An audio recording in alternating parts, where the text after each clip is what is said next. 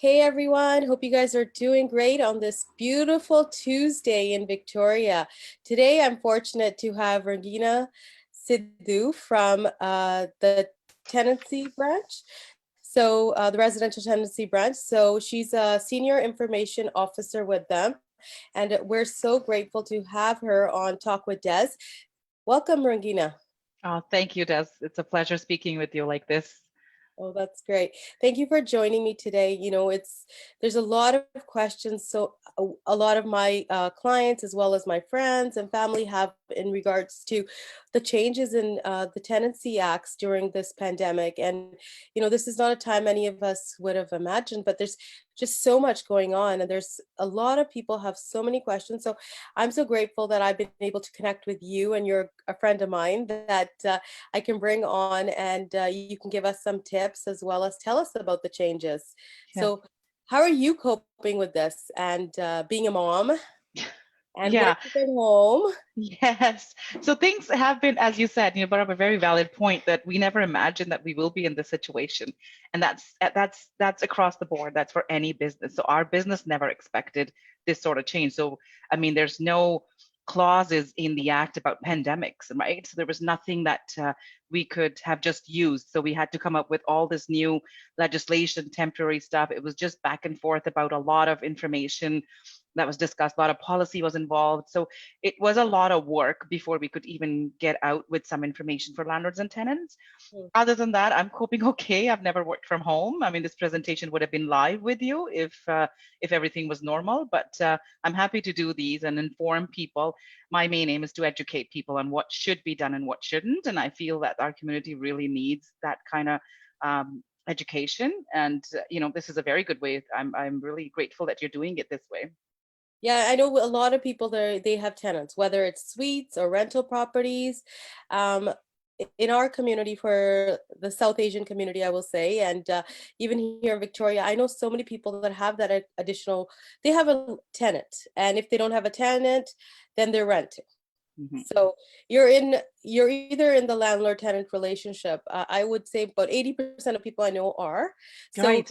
that's why I'm bringing you here today to have this discussion and just shed some light on the changes, because even I've had a listing that is been affected by this, Oh, right? yes. So this whole pandemic is something we were not expecting, and obviously the landlord has rights, the tenants have rights, and everybody has so many questions. And first, tell us about some of the recent changes. So the recent changes, the most important one, and something that we really had to work on was evictions.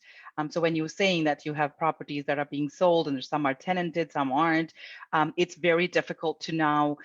It probably will be, and I can really see and I can imagine the realtor community going through this, because it'll be very difficult to first of all show something that is tenanted, because you would need tenants' consent for that. Selling it and then getting vacant possession will be very difficult because there are no evictions. So we don't have eviction notices on our website. You cannot actually evict a tenant at this point. Anything that happened before March 30th is still valid, but anything that's going to happen after will not work the way it was normally going to work. So those are huge changes. For tenants, it's becoming difficult because they can't move. There's no movement allowed. And social distancing, I mean, we're keeping everything in mind. So basically it's a standstill right now. Like, you really can't move anywhere. You can't sell properties. You can't evict somebody. So if you weren't able to do it before March 30th, there's no point in doing anything anyways. You won't be able to do it.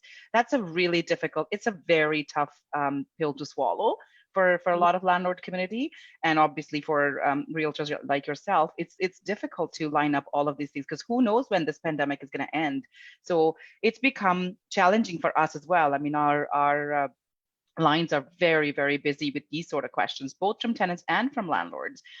There are some rental supplements that are in place, but again, that's not through us, that is through BC Housing. So you would contact the BC Housing, and those are for tenants. Everything else is business. I can't say business is normal because it has changed a lot for us, but Mhm. there is there's changes on our website, and there's rules and regulations on our website. All the rent increases, you can't give them anymore. You can't really enforce those. There's no Well, enforcement. I just want to cut you off for a Yeah. second. So Mhm, rent increases, mhm, you can give a rent increase. And like, I just want to clarify this, and you tell me I could be wrong too. So what I mhm. read on the website, I thought I read anyways, is that you could give a rent increase, but it wouldn't be effective until this pandemic is over. Correct, correct. So the rent increase always had a time frame of 3 months anyways. It has to be three clear rental months. So if you gave Yeah, it to them now, it'll be April, May, June, effective date of 1st of July. No, yeah. we're in April, so May, June, July, effective date 1st of August. So you could totally give that. By 1st of August, things may improve and things may go back to normal. But if you've already given something and it was effective 1st of April or 1st of May, that's on hold. You can't really enforce them. The tenant only is required to pay the regular amount of rent that they were paying to you instead of the increased amount. So that's a bit of a change there. Mm-hmm. Yeah, no, and these are all good points for people to realize. And like, one of my main questions was, what if you're in a lease? Like, what if your lease was ending? So if I had a property and, I rented it out until the end of August, and or let's just say end of May, and now my lease is up. So there's no such thing as being a lease being up. That's a very that's really nothing in the legislation. You can't have a lease that's up unless you're actually going to move into the property yourself. So Mhm. that changed about 3 years ago. Those terms went out in 2017, I think December. There were some legislative changes and that wasn't allowed. So a clause was added to the regulations where you could only do it if you were going to move into the property yourself. So anything going forward after that was not going to be a move out clause. So leases up is fine. The tenancy still continues on a month to month basis. You can't really expect the tenant to move. But what if I was talking about like from the tenant's perspective, right? So I went into a year lease and now my lease is over. I don't really want to renew the lease, but what are my options as a tenant? Like, some landlords could take advantage of it and say, hey, look, you got to renew for another year. So for example, I'm saying, right? Or, that person could know that they could stay for a month to month, I understand, and then give a notice once it's all Yeah, ends. so yeah, so yeah, that's a good point because you will be on a month to month basis, and as a tenant, I think it's helpful to know that you are on a month to month basis now. You're not bound by a lease. As a landlord, it's not such good news sometimes, but Go on. I'm just sharing sorry. pictures of your beautiful self. Oh, okay. Sorry. Thank you. So yeah, it's a good point. But again, there's no movement. So even if you gave your notice, last month and you were supposed to come, go out of the unit this month, you can find a place, that's fine. If you can't, the landlord can't get an order of possession against you. So that's what's going to happen. You won't be able to enforce that notice to end tenancy from the tenant. You won't be able to enforce any other eviction notice that you may have. So things are just on hold. Basically, I can't tell you what's going to happen right after. Things will change, but then again, we'll have to go through all the legislation again, all the changes, policy will be involved. There'll be a lot of stuff that we would have to take care of, which I really don't know what it's going to look like. Mhm. So tell me one thing. A lot of my clients have been asking me this, or, can they sell homes right now? Sure, they can. If it's a tenanted property, they could still sell the property.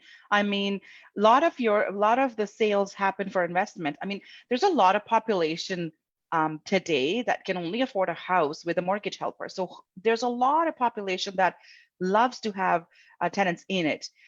But investment wise, if you were buying an investment property and that was, again, if there were tenants in it, you should still be okay with it. But if you're not going to move in, you won't be able to evict the tenants, which was there always. That's not a new change. Hmm. Hmm. So I want to thank all the people watching this. We've got quite a few people watching us today. So I just wanted to say, if you guys have any questions for Rangina, please let us know. She'd love to answer them. And I appreciate all the love I'm getting for, having this talk with Des, and all the participants like Rangina that have joined. And if you have any questions, let us know. This is the right time. So during our chat, I can bring those up with her. So what are some tips like you would like to give people? Like, for example, what if, like, there's a lot of units that have common areas. So if you're living with somebody and there's common areas, what would you recommend for that? So the landlord can actually restrict access to the common areas during COVID because they're respecting the social distancing part. So there's restrictions that can be placed by the landlord. You're just going to have to play along because, again, this is not landlord's fault. This is not a tenant's fault. It's just happening to all of us. So we're just going to have to make those arrangements. We just need to be a bit more compassionate. And then those things, I mean, nobody wanted to restrict it this way, but they have to, because they have to kind of support everybody that's in the rental unit. So common areas are still there, but you will be at your it'll be up to the landlord to allow you access through there. Yeah, Other than that, there's one that I was saying, like, obviously there's laundry rooms, like mhm, shared sometimes. That's a mhm. common one. And then another one would be like if there's children living upstairs and children living downstairs and they're using the same backyard. Yes, so So, that again, everybody's gonna have to. I mean, if you've noticed, whenever we go to grocery stores, there was in the beginning there was really not anything, and then slowly they started to get more active and started to mark spots and get plexiglass and stuff like that. So landlord tenancy matter is still going to be the same. It's the same similar sort of business. So it's like, okay, maybe the landlord can set up times for the tenant, saying, okay, for the morning 2 hours you can have it, and for afternoon 2 hours. That's one way of doing it. If it's an upstairs and downstairs, you could also get your own schedule going of when it works for your family and when it can work for the other family. So it's just going to have to be, it's an adjustment period. We're just going to have to live through this for until this is going to be over. There's really no restrictions on what you can do, except for that the landlord can restrict access to common areas. I mean, there's completely say don't use it at all. That is also possible, and you won't be able to bring such an item to the RTB for any sort of resolution. so let's say my tenant didn't pay me rent, right? So I know that there's a BC Housing right now has there are the ones there's a few bad apples sometimes that will take advantage of any situation. So Right. let's go into the scenario of now. BC Housing has this supplement. I know it's 300 for an individual, and if you have a dependent, it's 500 from what I Right. understand. So BC Housing has a rental assistance program right now. You have to apply through their website. They're offering up to $500 for per tenancy agreement per landlord. But the application needs to be initiated by the tenant. So they do some part of the application, and then some part of the application goes to the landlord. So you do need your landlord's email address for that application, and you need a certain other criteria, and you can see it on the BC Housing website of what it is. I think they need a notice of assessment, your identification, how are you losing, why are you not able to pay, sort of thing. So that's accessible for definitely for May. It's already in works. People are already applying for May rent. That's the relief that you're able to get through the provincial government. For landlords, there's deferred mortgage payments that are available. Again, not everybody's able to access that, but that's an option as well. Mhm. No, what I noticed was that with that program, that it's paying directly to the landlord, which I liked. So if your tenant does qualify, the payment will come directly into the landlord's pocket from Right. Right, BC. exactly. Yeah, so there's some security there, Yeah, right? so I that's mean, it may not cover all of your rent, but there is something there. so if let's say my tenant doesn't pay, and then this obviously, like, can I evict them during the pandemic? No, No. you won't So be able then to when do this that. ends, what would happen? What would Then, like so again, it's just as I was saying, and then as you commented as well, there's always going to be those few bad apples, right? So we at the tenancy branch never encouraged anybody to withhold their rent. When this had just started, we were still encouraging people, be ready with your April rent. You got to pay that. And in the meantime, the government came out with all of these other, applications and processes to help the clients and help tenants and help that market. And there's a lot of help available. When they call us, we always say, like, have you accessed your EI? Like, if you've lost your job, have you accessed that? Because there's a relief program through them. Have you accessed BC Housing? Like, what's your situation? How is it that you can't pay? And all that stuff. So we encourage them to pay. We're still doing that. If the landlord calls us just to answer your question, if a landlord calls us and says, well, my tenant hasn't paid, and what am I supposed to do? So you still continue with your warning letters. You still continue with sending them an email, because that's the way to do business right now. Is we're encouraging that you email, you keep a copy of your emails, you encourage them to respond to it. What is your plan?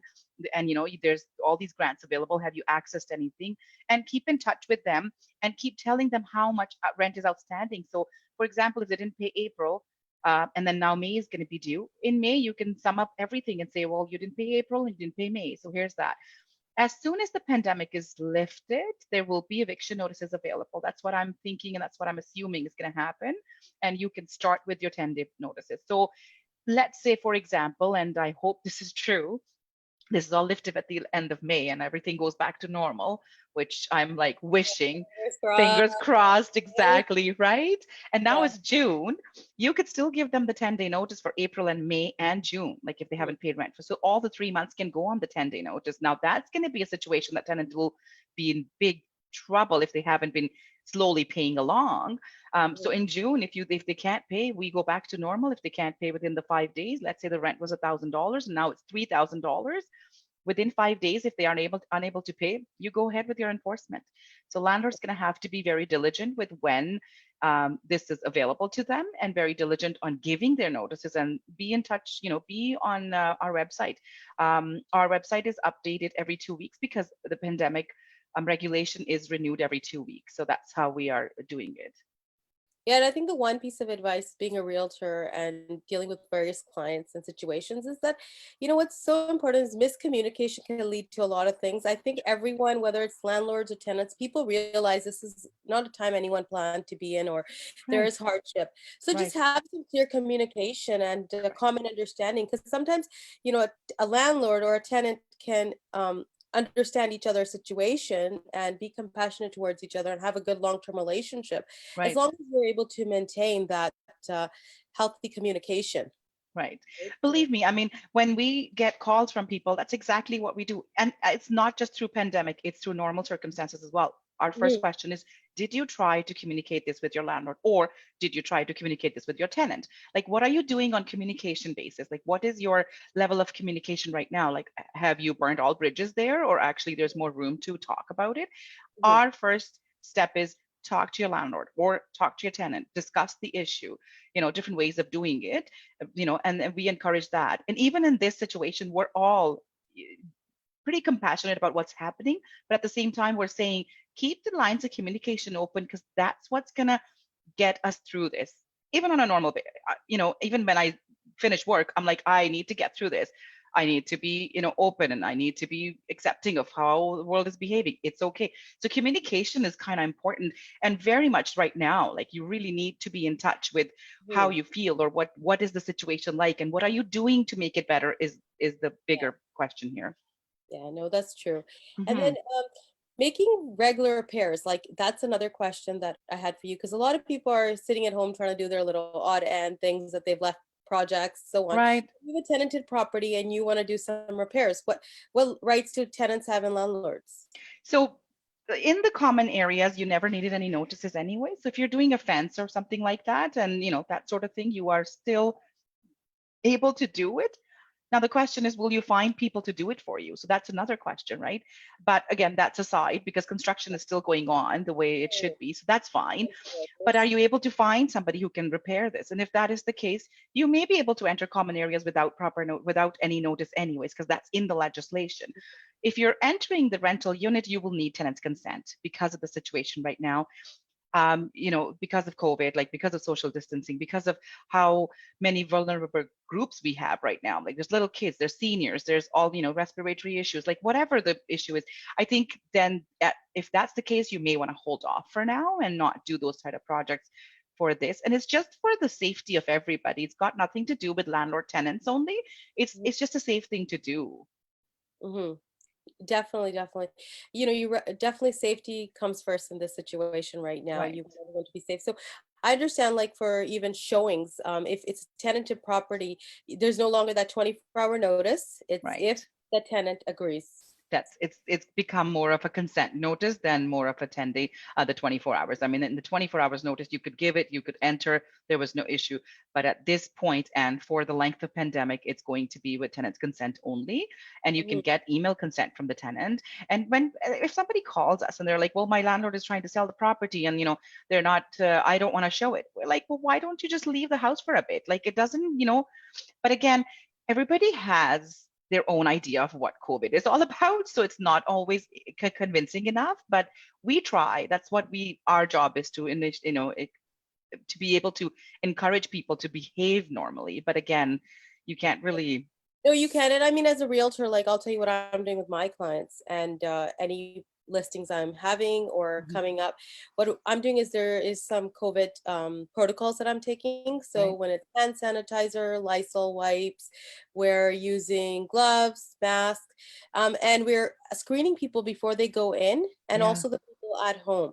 Right. Also, I'm asking my clients to leave their doors open, like for Right. example, light switches on, so there's less exposure of touching things when you get there. And Right. as a realtor, when I go in with you, I try to touch everything myself. So Right. only have you touch something if you really require it. So that's a And good idea. That's I love that plan and I love that methodology as well because I would say, why don't you pass it on to your landlord and say this is what and they can pass it on to the tenants. Just because again the lines of communication are open, they know that everybody that is going to come through is actually going to take that precaution. That encourages the tenant to comply with you more and work with you more.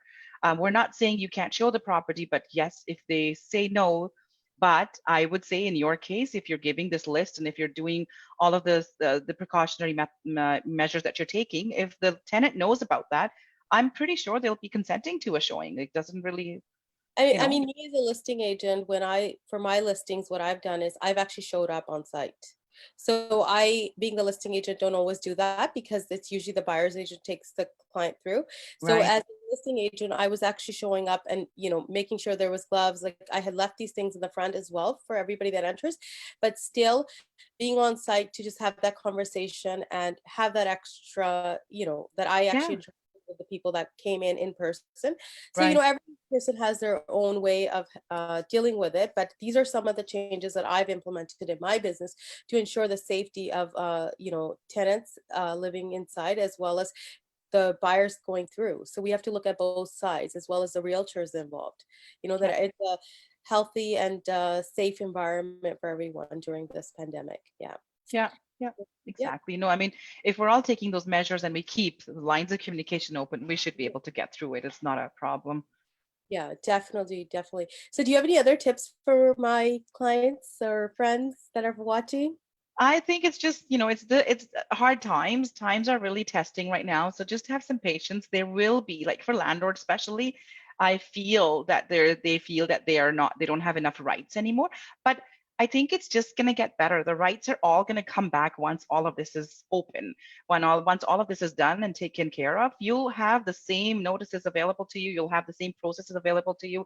I'm not sure what's gonna come through the pipe about arbitration hearings. But again, we are in this business and we're in with you, like in it with you. So we'll make it very accommodating for when it actually does happen and starts to get busy for us. Like, I mean, we're still busy, but busy in those hearing times. So I Oh, think yeah. that's gonna, yeah, Yeah. yeah. Well, I appreciate you coming and all Thank you you. watching. This is Rangina Sidhu from, she's an senior information officer with the residential tenancy branch. And thank you once again for being with us today and sharing your time with us and giving us this valuable information. I'm sure this is going to help many. And Thank you so much. stay healthy, stay safe, keep homeschooling those boys. Yes. Thank you for inviting me. It was a pleasure. No, we'll have you back on, when there's going to be the next change. We're going to have to. Sure. Yeah. More than happy to do that. Okay. Thank you so much, Rangina. Have a Okay. good Take care. Bye day. bye.